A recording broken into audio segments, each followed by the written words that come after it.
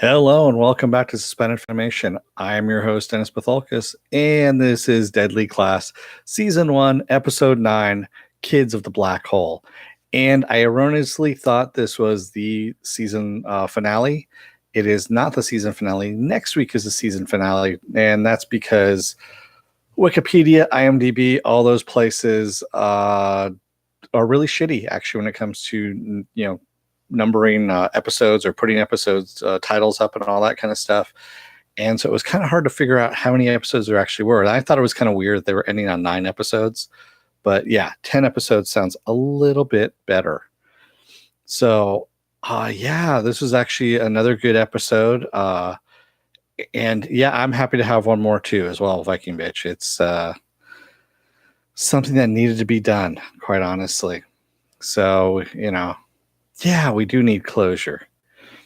And before I start here, spoiler alert, I am going to spoil the episode. If you haven't watched the episode, go and watch it. Come on back. This will be a video. You can comment down in the comment section and, ask questions, all that kind of stuff as well. And I do answer them down in the comment section.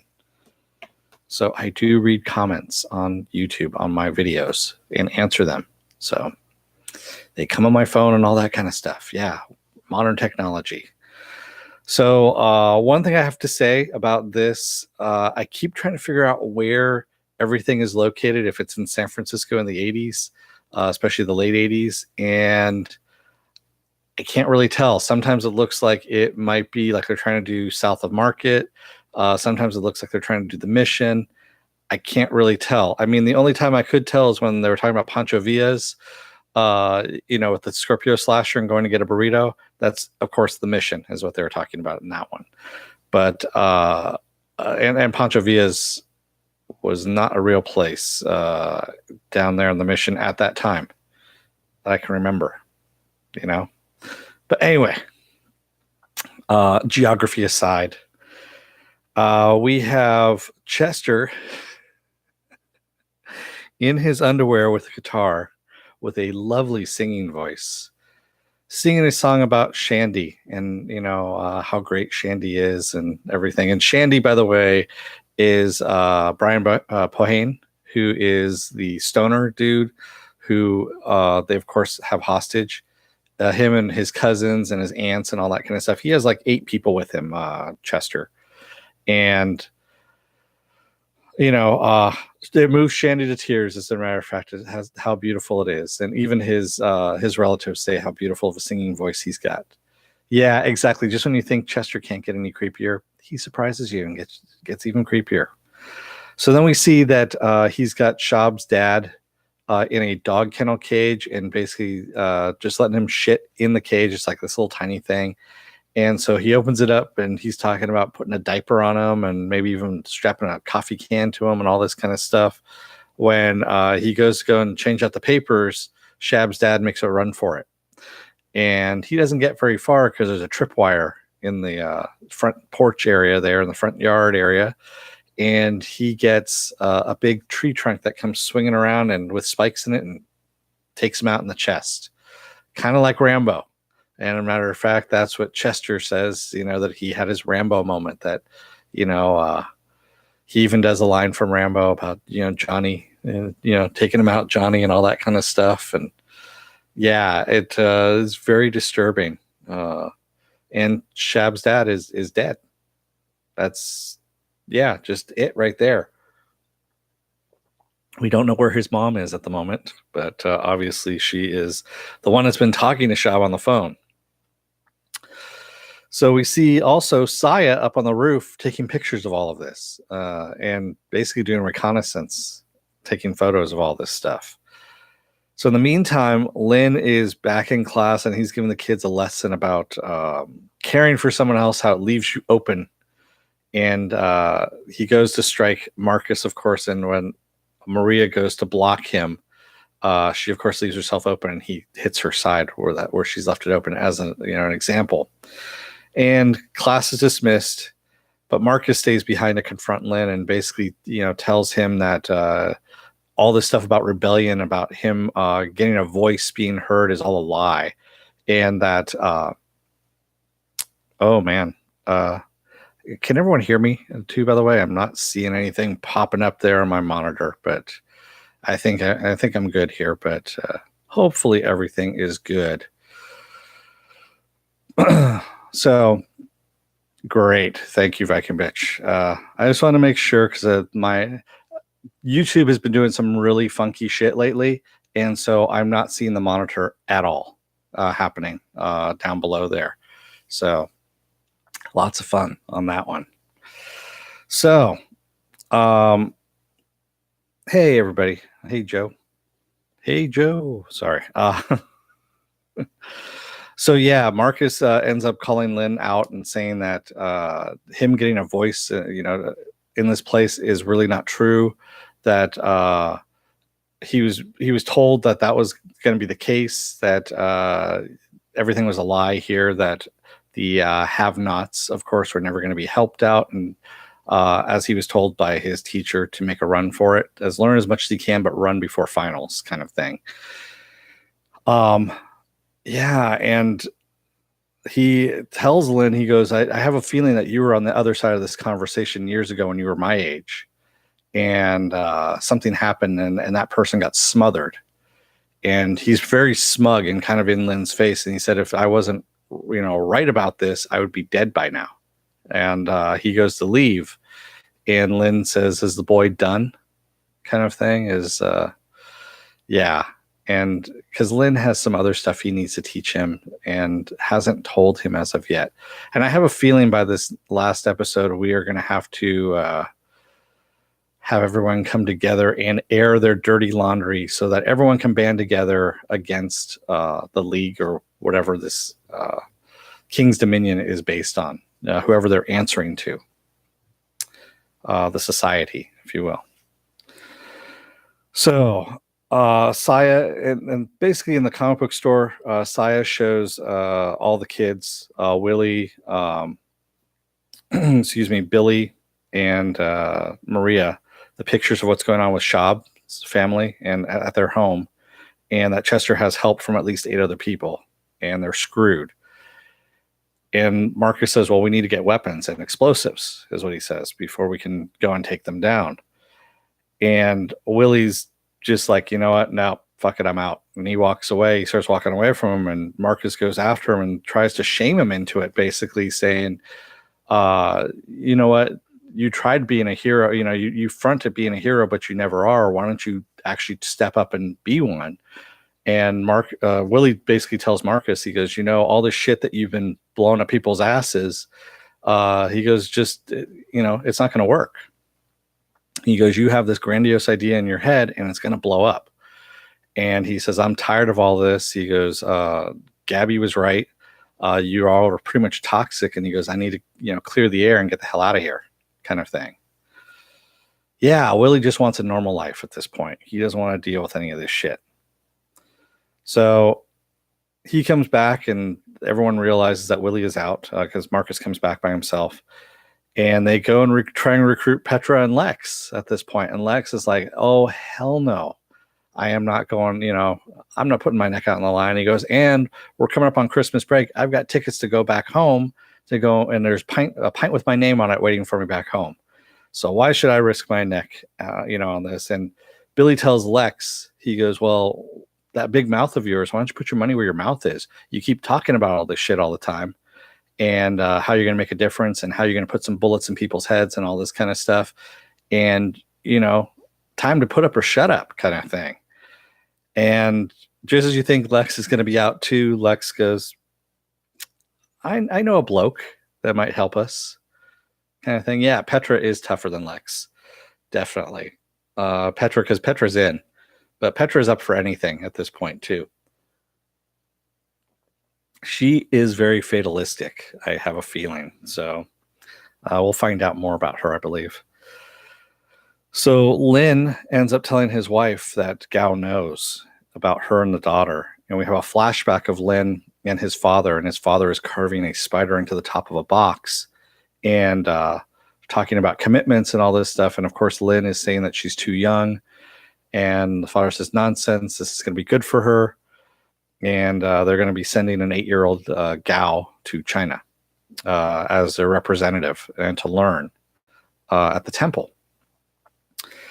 And he gives her the box, which is from his grandfather. Her father gives, her this box from his grandfather, so her great-grandfather, to take with her. And she says she'll always keep that, which I have a feeling this box is going to come back to haunt Lynn at some point in time.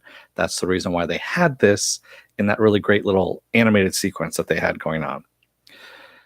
And we see Lynn's wife saying, has she told anybody else in the society? And he says, no, not that I, otherwise, we would be dead at this point. And she goes, well, if she's the only one that knows that they're alive, and she kind of just infers that it's time for you to kill your sister if she's the only one that knows about this. And some pretty heavy shit at this point. So Marcus walks in on Shaw preparing, he's basically preparing for Christmas break, and he's going to go back and meet his parents and everything. Doesn't know what the hell's going on at the house. And it looks like Marcus is kind of going to tell him about this, but then he goes, wait a minute. He goes, you've been talking to your mom, right? And he goes, well, have you told your parents anything about me?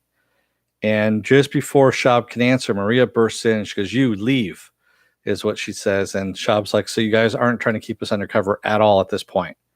And he's like, great, fine, I'm leaving. So Maria is talking about how, if El Diablo finds out, they're all dead, of course. She's very scared. She doesn't want to be alone tonight.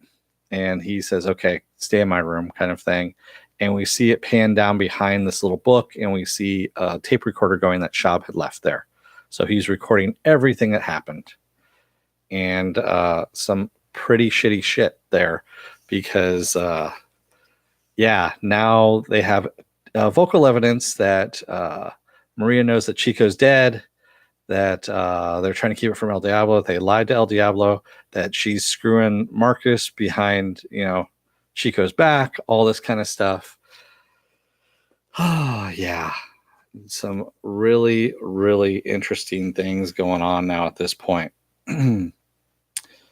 So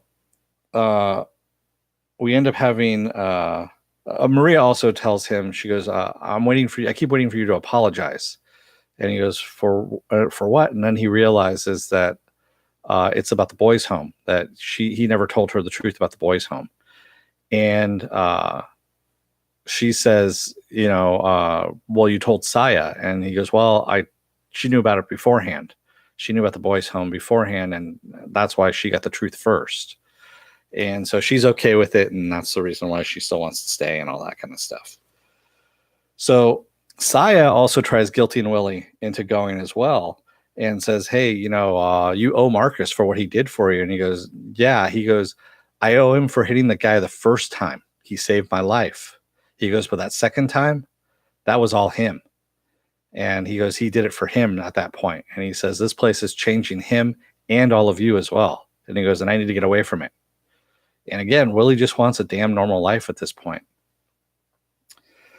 So he's still not in on this. He's not going to, be in on this at all.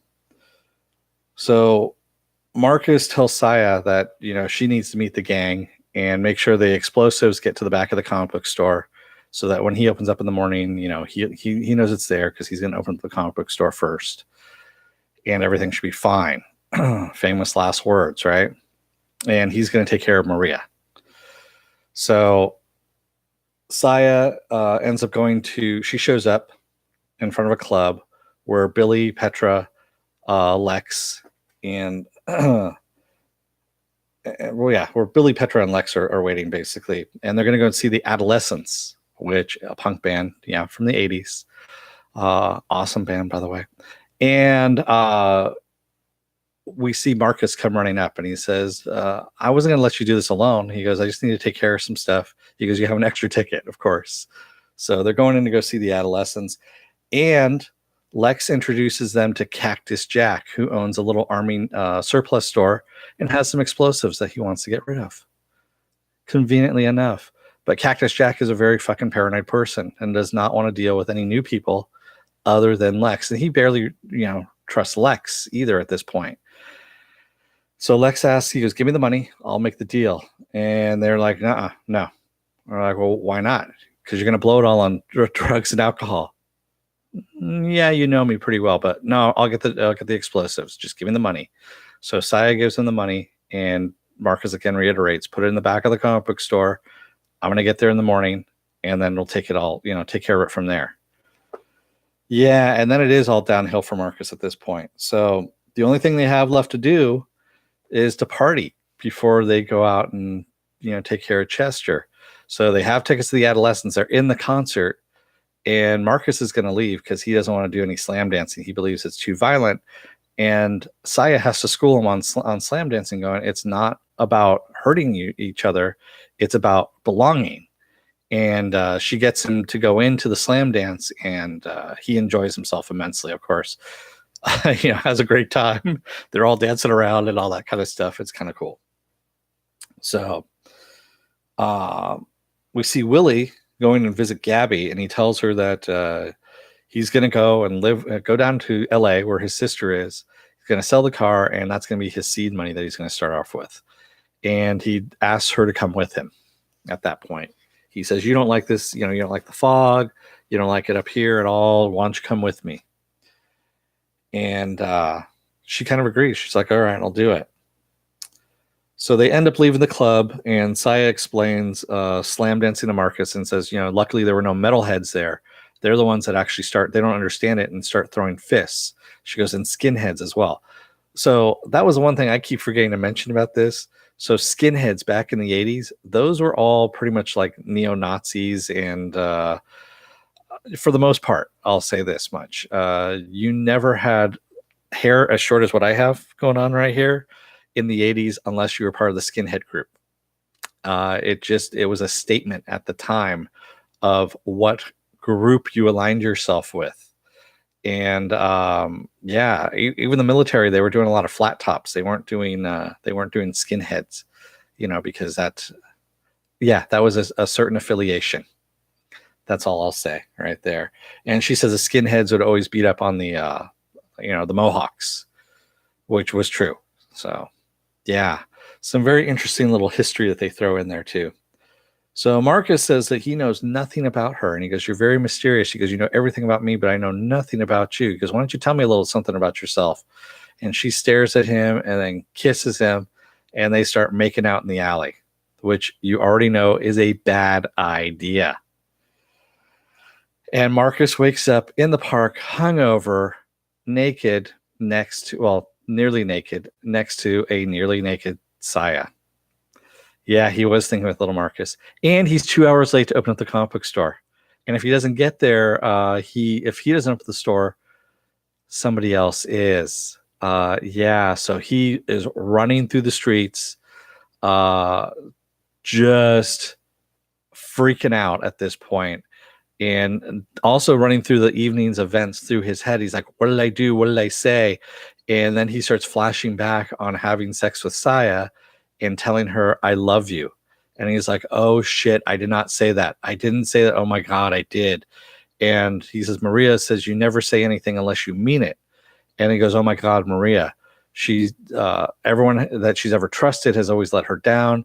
She told me that I was the only person that hadn't let her down. And then he says, yet. And he goes, and of course I have, because I've screwed everything up. I fucked everything up. And as he's running through the streets trying to get to the comic book store, he's like stealing a lady's breakfast burrito, wolfing that down, throwing up, all kinds of stuff. As he's almost getting hit by cars, things like that. He finally gets to the store, and there's a whole bunch of kids outside that are just screaming at him. They want to get into the store. So he opens it up, gets inside, the phone's ringing off the hook, and he gets the phone. And of course, it's the owner of the store wondering what the hell's going on. And he's like, oh, I'm here, just busy. I couldn't get to the phone, all that kind of stuff. And there's this one little kid, Mike, who's just following him around, asking him to draw Spidey fighting Sabretooth. That's all he wants. He wants Spidey fighting Sabretooth. And I don't know if they did this purposely, Mike. All Mike wants is just Spidey fighting Sabretooth. That's all he wanted. All he wanted was just one drawing. And by the way, I'm talking about Suicidal Tendencies. If you've never heard the song, All I wanted was a Pepsi, but Mom wouldn't get it for me. And his name was Mike. So, so that's why I thought it was kind of funny, that little thing there. And so Lynn ends up catching Saya coming in after curfew. Of course, she violated curfew. And he says that, that's not the important thing. He goes, I own you until you go back to Tokyo, until you go back to Japan. And he says, until then, you are my sword. And he says, I have a mission for you. He goes, you're going to go to this address and you're going to guard it with your life. And we know where this is going. And she says, tonight, I have to go. And he goes, no, you're going here and you're going to, do this. You're going to guard this place with your life. And she's like, okay, I'll do that. So Marcus, in the meantime, his stomach is starting to act up in the store. We're going through a fast forward montage of all the kids in the store going through and how he says they're talking about inane crap like, which artist is best, which storyline was best, how he doesn't know shit about Doom Patrol. And, it's going on and on and on, which is a typical comic book store. Anybody who's worked in a comic book store, that's what you face. So his stomach from the breakfast burrito is acting up. He says it's gas pains that are just like shards of glass in his stomach. And Mike is sitting next to him, still wanting that damn picture. And he kind of points his ass towards Mike and he goes, I can just fart in his open mouth. He goes, hey, Mike, you want to see something? And just as instead of farting, yes, he sharts.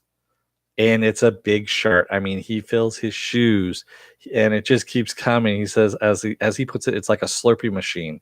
It just comes out. And Mike is disgusted and points to everybody and says, this guy's shitting himself on purpose. And he runs into the bathroom and he says, Mike, watch the store, make sure no one steals anything. He goes, what are you going to do? You're going to shit on me if I don't? And he strips down, of course, and he's trying to put everything into the sink, this little tiny sink to wash all the shit off of him. And of course, there's nothing to wipe himself down with. There's no towels or anything. A typical comic book store bathroom, by the way. And he grabs the shirt of his coworker that's hanging up on the back there, and that's what he's using to wipe himself down with. As the sink is overflowing full of shit, and the door opens up to the bathroom, and we see Petra, Lex, Billy waiting for him and saying, did we catch you at a bad time? And then they say, the store's closed. And all the kids are like, oh, no, get the hell out. So they kick all the kids out because, of course, the explosives are in the back. Because I forgot to mention, Marcus had seen that the explosives were in the back of the store and ready to go. So we see Saya on patrol, and it's outside of Lynn's house, of course. This is what she's protecting. And she is very kind of pissed off at this point. It's nighttime. She's pacing back and forth. She doesn't want to be there because, of course, she has other places to go. And we see Lynn go to see Madame Gao in her place. And, of course, we get that half-open door where he has to crawl through. And when he comes in, he sees Brandy and Victor holding weapons. And Gao says that these two kids told her that Lynn had set them up to go and kill Madame Gao. And she's very disappointed that he would send students to go and kill her.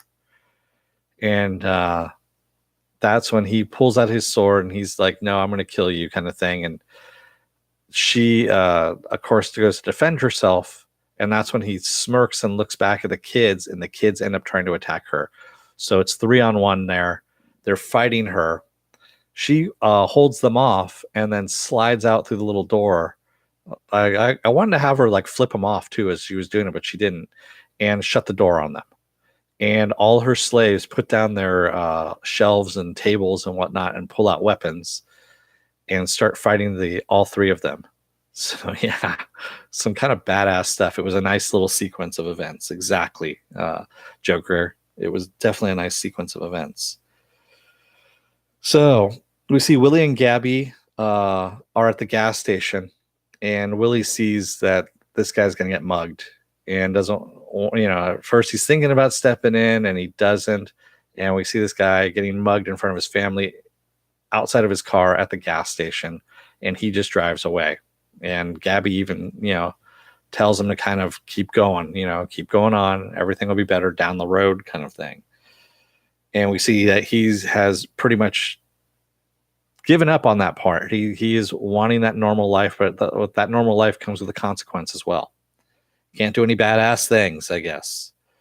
So Saya ends up. So the group is sitting outside Shab's house in a big delivery van, and they're getting ready. They're getting all the weapons ready and explosives. And just then Saya shows up, and she's going to help everybody out as well. So she abandoned Lynn's house at this point to go and help her friends. And that is going to bite them in the ass. We'll see here in a minute. But I love Billy's line. He says, "Every great man has been felled by diarrhea. Genghis Khan, John F. Kennedy, Gary Coleman. It all gets him. It's the only undefeated winner." I really do love Billy. Billy is one of my favorite characters, I have to admit. So we see Brandy, Victor, and Lynn. They've defeated all the slaves, knocked them all out, and Lynn has Victor help him raise up the door. He actually gets pissed off at Victor at one point because Victor makes a snide remark about Madame Gao, and he grabs him by the throat. And Brandy's like, we need to get the hell out of here, kind of thing. So Lynn has Victor lifting up the doorway, and as soon as he gets it open enough, he slides out, not helping them, and the doors slam down on Victor's fingers, breaking them, and trapping Brandy and Victor inside with all the knocked out and semi-dead slaves. And that's when Brandy says, "I think we might have backed the wrong horse on this one," because he's pretty much left them to die at the society's hands. And Victor agrees because his hands are broken now and he can't really do anything. So Lynn comes home to see El Diablo sitting at his dinner table, eating his dinner, talking about how when his boys were younger, that they were animals at the dinner table. And his wife didn't know what to do, and he was so tired from everything, from work and everything, that he just had no will to actually do anything about this either. And he says now, he goes, in hindsight, that's his favorite moments. And he pulls out a gun. First of all, he pulls out a gun, and Lynn says that Madame Gao played them both, in that she can't be trusted. And El Diablo points his gun at his daughter, and Lynn says, "Taking a daughter will not replace your son," kind of thing. And he's going on about how no, but seeing the pain and all this stuff will help and whatnot. And we see Lynn's wife kick the leg out from underneath the chair of Diablo, and he goes falling down. And we see that she actually has some fighting skills as well. So she might have been from the school. I'm interested to see if they're going to do that backstory, which I would really love to see. So they end up fighting El Diablo and his goons, and they tell the daughter to run. And she freezes in the living room at this point. And they're fighting, and Diablo goes to pick up his gun. He's aiming it at their daughter, and we see this in slow motion. And he's pulling the trigger, and we see the cylinder rotating in the gun. And that's when Lynn's wife stands up and puts her head between the gun and her daughter and gets shot in the head and dies. It was like, fuck. And Lynn, of course, screams, grabs the guy next to him, swings him around, uses him as a shield, throws him into the other guys, grabs his daughter, and runs out the door with bullets flying over his head. And that's where we end the episode, with El Diablo and one of his henchmen out in the street reloading their guns. Yeah, some pretty good shit there. I know people were talking about earlier here in the comments about whether or not it's being renewed for a second season. I haven't seen anything as of yet. I am hearing, what I was just reading this morning actually, was that it's got, the reviews on it aren't that great. They've got like about a 50% score, if you will, on it. And the ratings aren't that great either on it. The ratings are holding about, last I saw, the last couple of weeks, it was like 1.4 million, 1.04 million of viewers, and then it slipped down to like 0.98 million viewers. So I don't know. I don't know where it's at on that. I don't know if that's good enough for SyFy or how it's going to be. Maybe it'll pick up on Netflix. I don't know. Yeah, I'm actually kind of surprised the ratings aren't better either. And I'm kind of hoping this gets picked up because I really like the show. I like the acting. I like the cameos too. Bringing in French Stewart as the Scorpio slasher was just awesome. Henry Rollins coming in, and I mean, some really good shit there. And yeah, yes, it is high school. It is a high school drama kind of thing, but it's tempered with this assassin school. It is really good. It's fun is really what it is. Yeah, that's all I can say. Viking Bitch says, but then we see that Lin was going to save his family. I think he knew something was up and was rushing to get home. Yeah. Well, he knew that that's where Gao was going to go. That Gao was going straight to his family to go and kill his wife. And child, possibly, because that is who she is.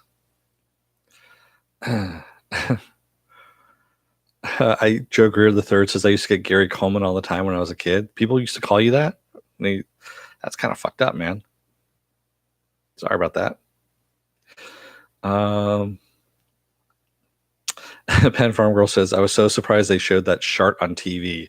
Yeah, that was just a very brutal. I mean, that just, oh my God.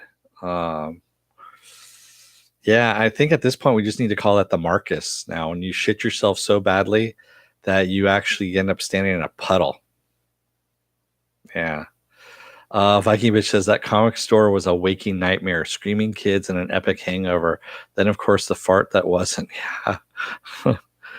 So, yeah, I've been in my fair share of comic book stores and working in them and all that kind of stuff.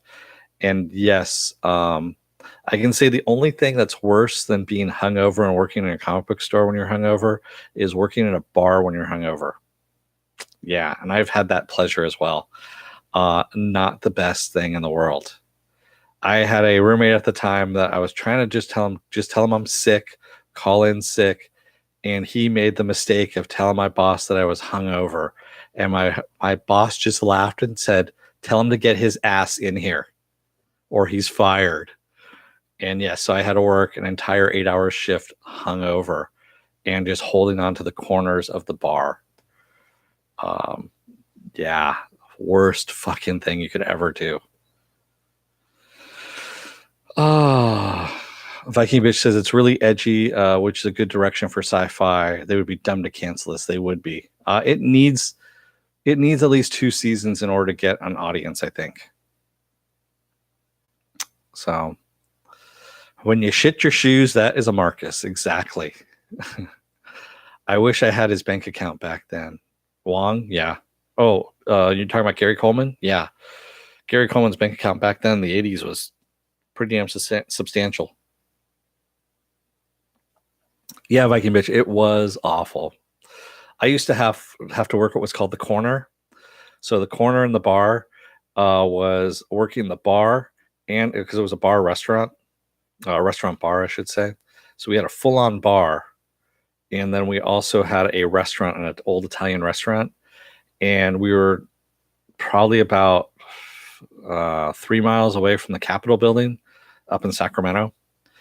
And yeah, so all the the heads of state and all that kind of stuff, the state legislature guys would come in all the time for lunch and bullshit and have their martinis, their 8 martini lunches and all that kind of stuff. So yeah, it was probably the most god awful thing I could have been doing at the time while hungover. I really should have just been home in bed, throwing up in a waste bucket is really what I should have been doing. But no, I was bartending for 8 hours. Yeah. Yeah, Wong is a very good, strong actor for the show. I do like how he plays into this. And again, I want to see some more about his background. I want to see his wife's background.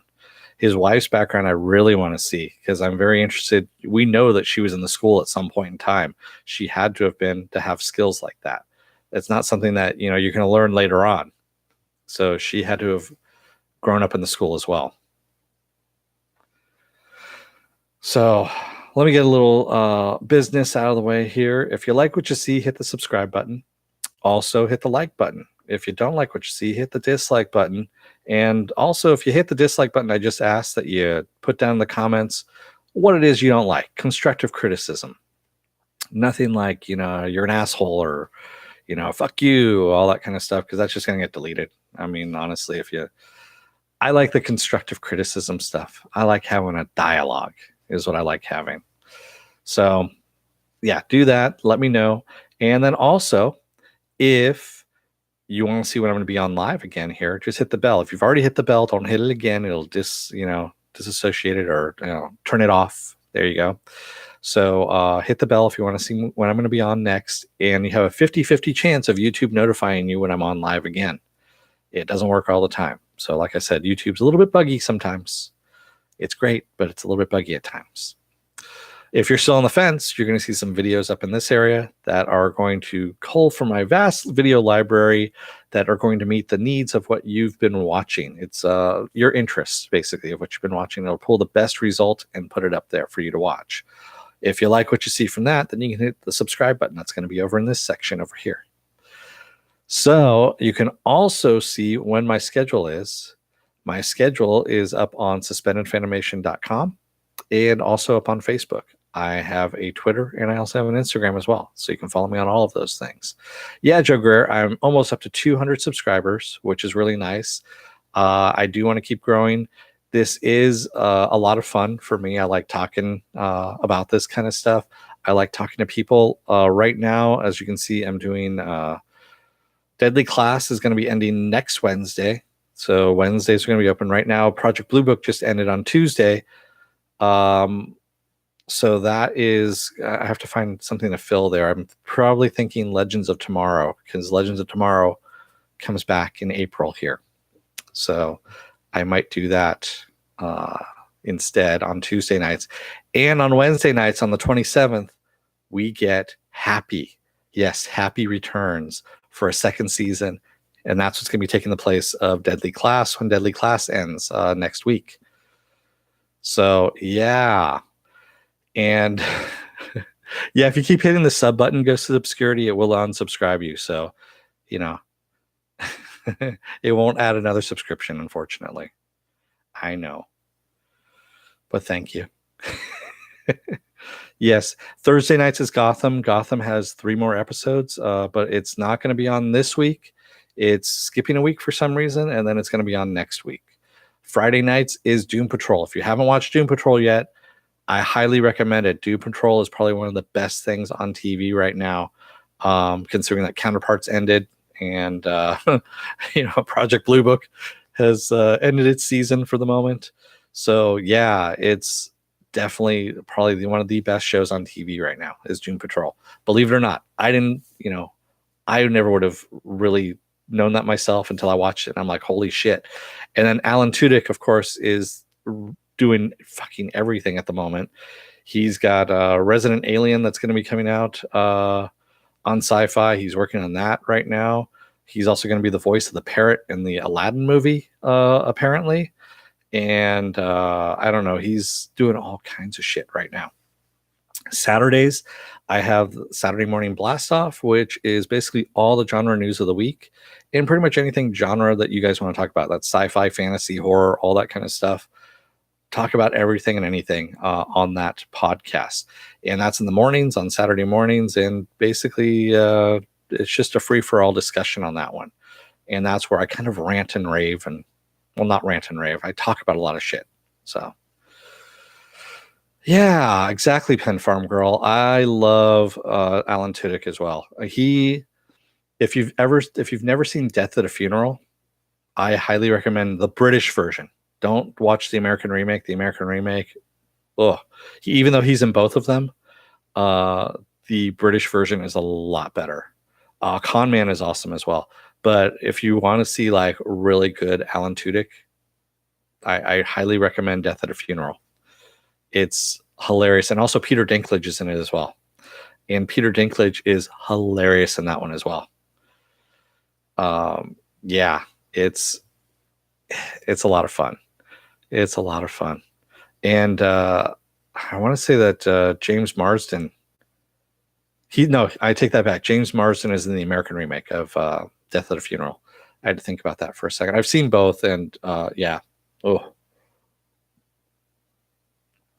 what else do I have going on? Sundays right now is open. I don't have anything going on Sundays. And Mondays, I am doing Future Man. And Future Man, we're almost wrapping up season 2. So once that gets wrapped up, I'll find something else to put in there. There's a lot of stuff that's coming out. I mean, we have The Tick coming out on Amazon. Happy, of course, is on Wednesdays. And there'll be some other stuff that comes out. And just for New Finobi, just because he asked for it, I'm going to force him to watch Cloak and Dagger. And, have him do a review of that. I don't know. Maybe that should just be a segment, just abducting people off the street and force them to watch Cloak and Dagger. I could get into problems with that one, though. Some legal problems with that one. Anyway, I want to thank everyone who joined me today in the chat here. We had Sculpted Leather Art by Viking Bitch, Pen Farm Girl, Joe Greer III, Ghosted Obscurity. I know Movie Finobi popped in for a little bit here in the very early things. THG Universe, thank you very much for showing up. That was awesome of you. And I believe that is all we've got going on right now. So again, take a look at the videos up here. Hit the subscribe button over there. Make sure to like or dislike, however you want to do it. And with that, I'm going to let you guys go for the night. Thank you for joining me. And I will see you again not tomorrow, because tomorrow there's no Gotham. So I will see you again on Friday night for Doom Patrol. Don't let the door hit your ass on the way out. Otherwise, you may get a ballad sung to you by Chester in some brief underwears, which is just very disturbing. Good night, everybody.